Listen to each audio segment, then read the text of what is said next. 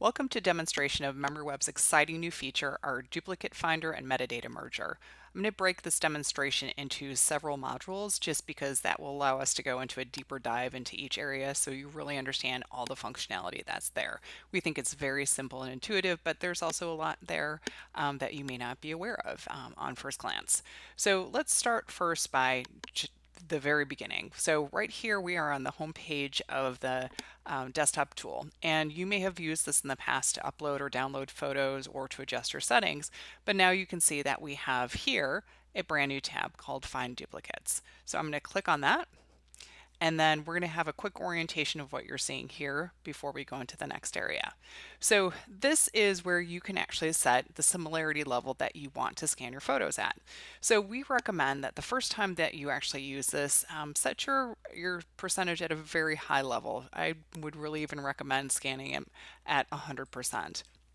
And the reason why you're going to do that is if you have thousands and thousands of photos in your account, you really don't want to have too many groups at first to work with, or you want to just maintain or manage a smaller group at first and get familiar with it before you loosen up what your similarity level is.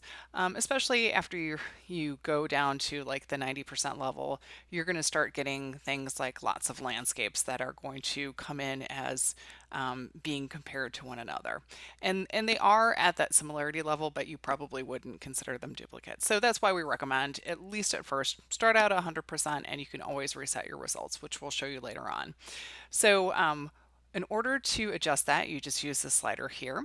And what I'm going to do, because I'm working with a demo account, and it's about 3,300 photos, I'm actually going to set it at a lower percentage than I recommended to the group here, only because I know what type of groups I'm going to get. So I'm going to get probably about 20 groups of similar photos when I do a 90% match. So now that I've set that slider, I'm going to go ahead and I am going to start scanning, and then we will break this up to the next part and show you what that results page looks like and how those features work.